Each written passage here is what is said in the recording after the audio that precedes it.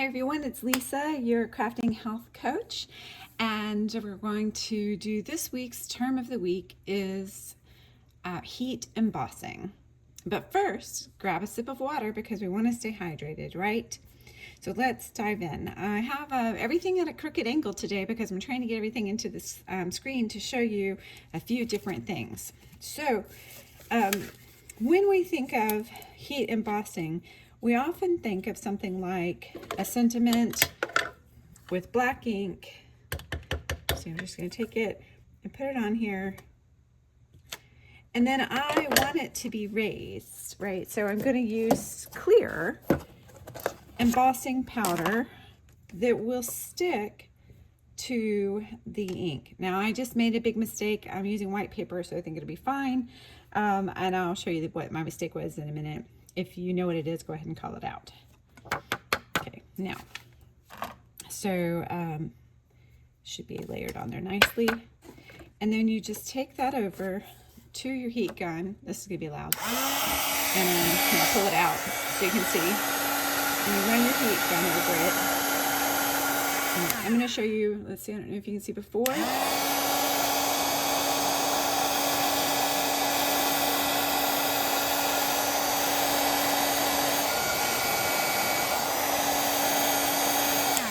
Okay, I personally like to watch it. You can watch it change from the dry, dull, sort of matte look to a nice shiny look. Now, I'm not sure you can see on here, but what it does on your cards, letters, and things is that it gives that nice raised, shiny letter. So this is the one we're most familiar with, but I want to encourage you to branch out, okay? So one thing I like to do is use things like gold. So I'll use this white paper again. I'm going to use this Sending Love, and mistake number 2. Let me wipe it off. Okay, so it might make a little mess. And I'm not the only one who uses this, and it gets kind of messy. But so now this, it's going to show a little bit because I didn't wipe all my ink off. But it is your clear embossing powder on here, and I'm going to put some gold on it. And my biggest mistake is I always forget to powder my paper. Okay, so now I'm going to shake that off, and then you have it sort of powdery looking, and we're going to do the same thing.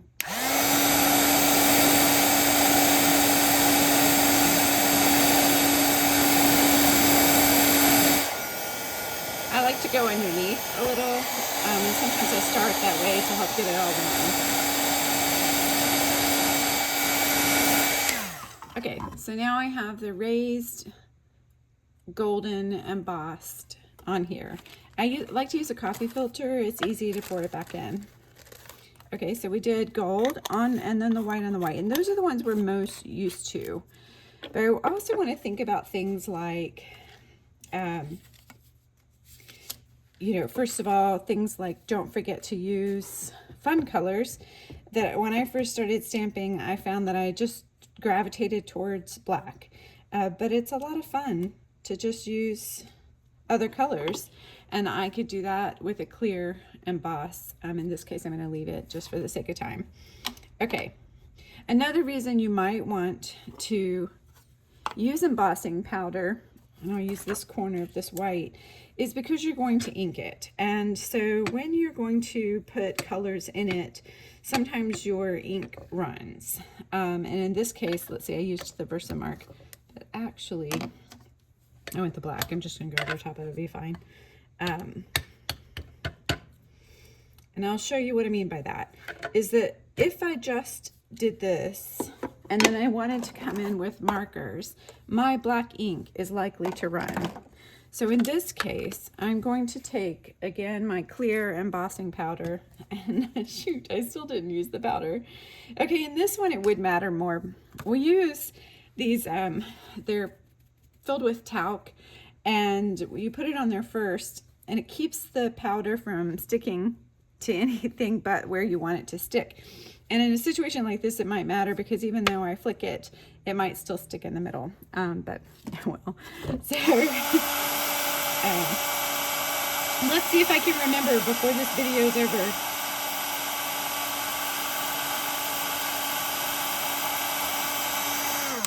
Okay, so now that that's embossed, and I can let it dry a little, I'll come back around to it after I let it sit and cool off.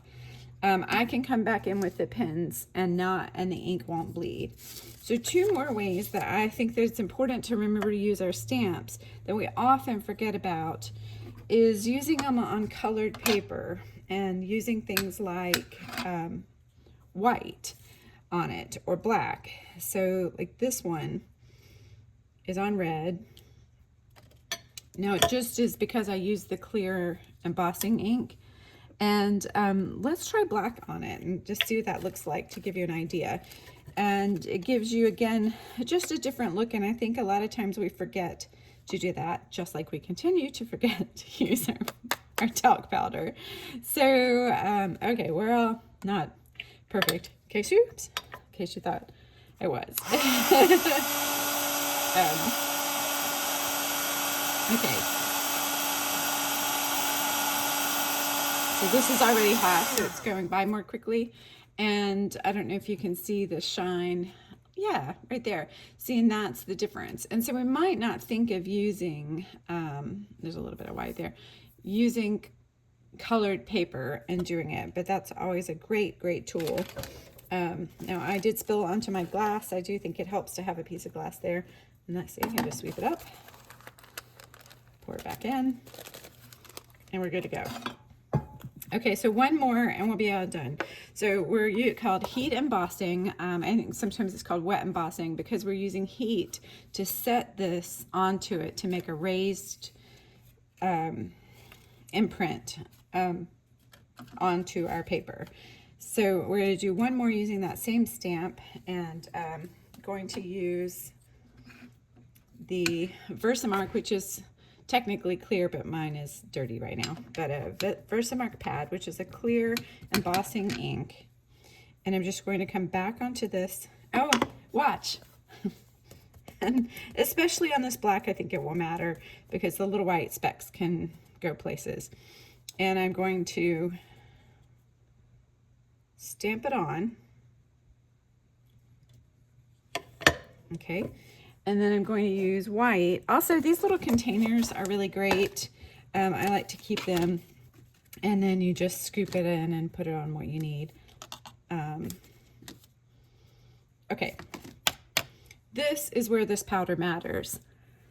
Had I not powdered it, and clearly I forget a lot, the specks could be all over this black. So it really makes a difference on things, a darker paper, or if you're using a dark embossing powder. So now I have one more tip, and I think we've covered it in the short side of what is heat embossing.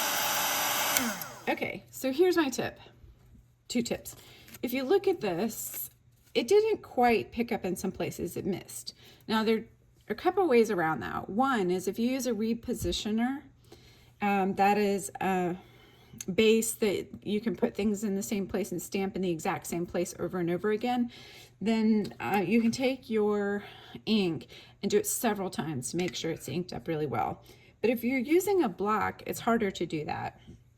And the other thing to do is they make pens with white ink. Let's see. This one's not, but they look like this and they have white ink in them. And I will take mine and just come in and dot over to fill in where I'm concerned about it. Another thing you can do is use white ink and then white embossing powder, and that helps fill in the gap. And the last thing is you can also not worry about it because it's okay. And often people think that maybe you meant to do it that way, or they don't really care. They're not looking at it through the same critical lens that you are looking at it through.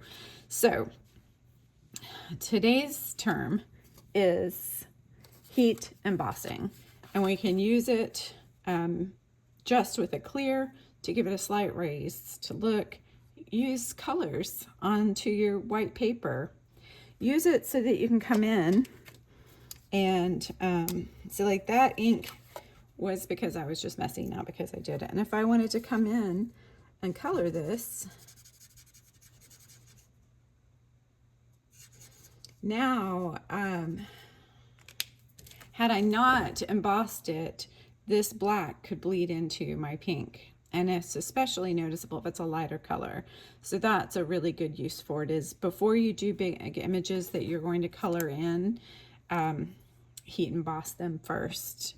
And then the other thing is that you want to remember you should use colors and make it fun and interesting, and don't be locked into just black and white. And I hope that that is helpful on today's term of the day. So we started out hydrated, and now that we've learned a little bit, I want you to get up and move and stay active, because healthy crafters are happy crafters. Have a great day.